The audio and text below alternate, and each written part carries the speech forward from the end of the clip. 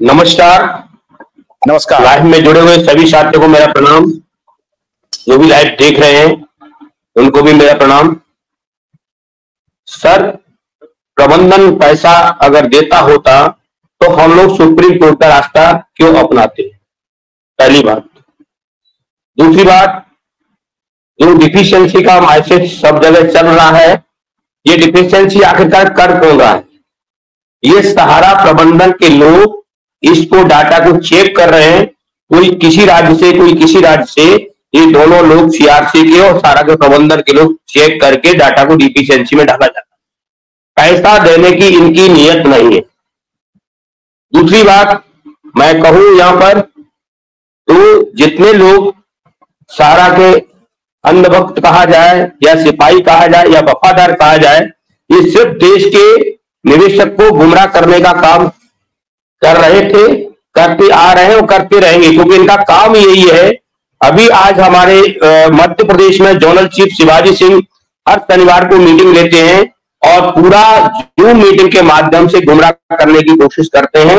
और उनके जो लोग साथी हैं, हमें अभी पता लगा है, प्रमाण तो नहीं मिला है, उनको कुछ भुगतान दिया गया है। उनको कुछ भुगतान दिया गया। चुनिंदे लोग, इनके जो लोग हैं, जो मंच पर आकर के सारा की बटाई का काम करते हैं और जनता को गुमराह करते हैं, इनको कुछ न कुछ दिया जाता है और मिल भी रहा है। मेरे पास जल्द से जल्द प्रमाण मिलेगा, मैं मंच पर आपके पास सर रखूंगा, क्योंकि अभी मेरे पास प्रमाण नहीं है, इसलिए मैं आपसे मंच पर ये कहने में संकोच कर रहा हूं। जिस दिन मेरे पास प्रमाण मिल जाएगा मैं आपको बता दूंगा। जैसे डिफिशियंसी के नाम पर 100 रुपए, 200 रुपए, 500 रुपए, 1000 रुपए दे दिया। मान कह रहे हैं सतीश जी कि जी नहीं देना चाहता है सहारा इंडिया परिवार का पैसा, निवेशक का पैसा नहीं देना चाहते जी, नहीं देना चाहते या चाहते, क्या कहना चाहते हैं भाई? ये समझ में नहीं आ रहा। सहारा इंडिया का प्रबंधन पैसा नहीं देना चाह रहा। अगर पैसा देना चाह रहा होता तो अभी तक पैसा मिल जाता सर। उसकी देने की इच्छा नहीं है। आप समझिए सर। अगर जो लोग मेरी बात नहीं समझ पा रहे, मैं उनसे कहना चाहता हूं कि 4 कंपनी का, सोसाइटी का साक्षी के माध्यम से होना है। बाकी पैसा जो पड़ा हुआ है वो कंपनी क्यों नहीं देना चाह रही? किसी कोर्ट का कोई ऑर्डर नहीं है कि पैसा मत दीजिएगा, लेकिन इनकी पैसा देने की नीयत नहीं है और पैसा ये लोग देना नहीं चाह रहे हैं। मैंने आपके मंच पर कई बार आग्रह किया है कि जो लोग हमारे साथी गुजर गए हैं उनको पैसा दें, विश्वास अपना जताएं।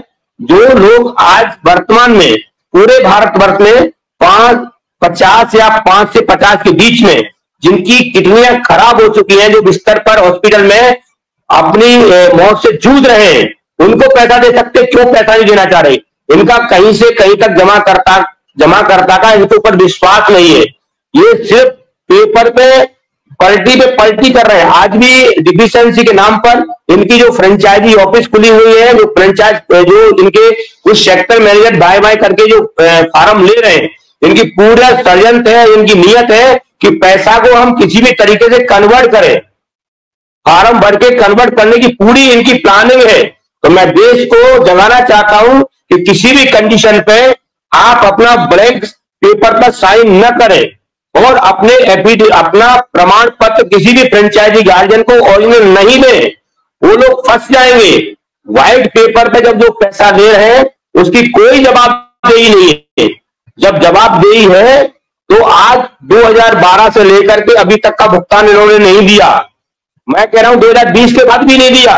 अगर जो लोग कहना चाहते हैं 2012 की मिचोटी पड़ी है, 2015 की मिचोटी पड़ी है, लगातार ईयर की मिचोटी पड़ी है, लेकिन फिर भी इन्होंने पैसा 8 दिन तक नहीं दिया। ये सिर्फ एम्बार्गो का बहाना लेते रहे, जबकि एम्बार्गो इनके पास था नहीं।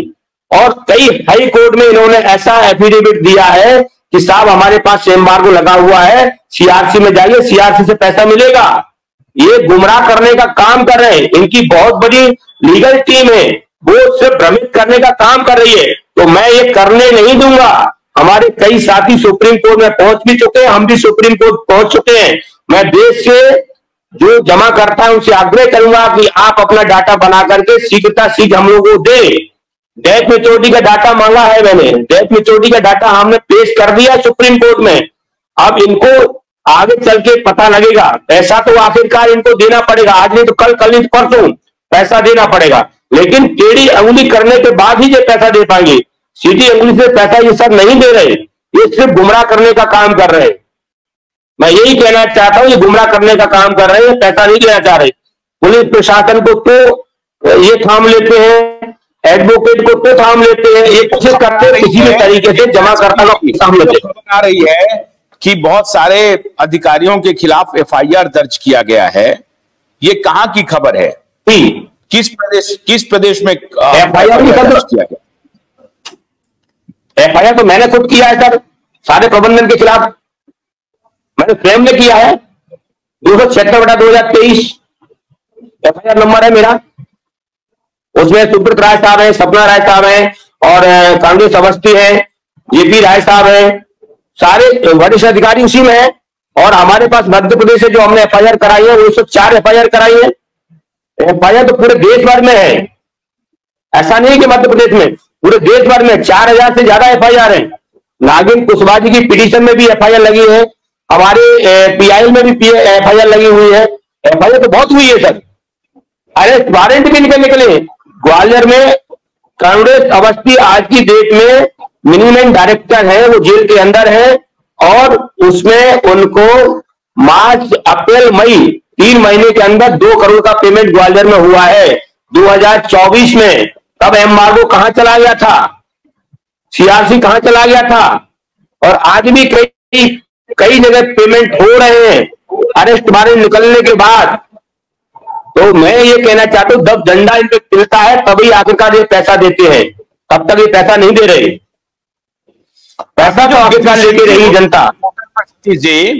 सतीश जी और प्रवीण जी, अभी जो पोर्टल पर डिफिशियंसी हो रहा है, वो डिफिशियंसी दूर करने के लिए प्रबंधन का जो व्यक्ति वहां असिस्ट कर रहा है पोर्टल में, क्या वो ये नहीं बता सकता है कि किन कारणों से डिफिशियंसी हो रहा है? या प्रबंधन को मालूम है कि इतने इसमें कागजात की कमियां हैं जो 99% तो डिफिशियंसी होनी ही होनी है?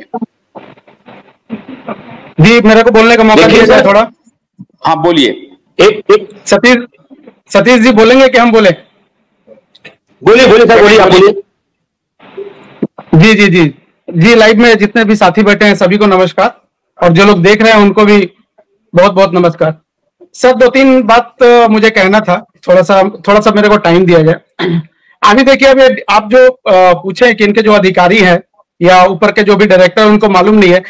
सहारा के डेटाबेस में हर चीज है, इस बात को समझ लीजिए। सहारा के डेटाबेस में हर चीज है, और सीआरसीएस और इनका एक साठगांठ एकदम हो गया है, इस बात को भी समझने की जरूरत है।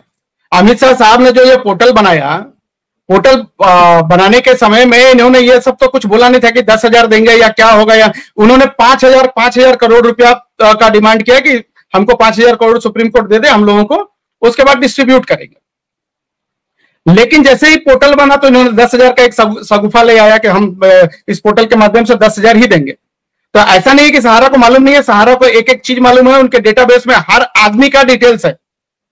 ये लोग देना नहीं चाह रहे हैं। और एक चीज और समझिए आशुतोष जी, मैं बता रहा हूं, अब धीरे धीरे इनकी कुछ कुछ जगहों में ब्रांच खुलनी भी चालू हो गई है।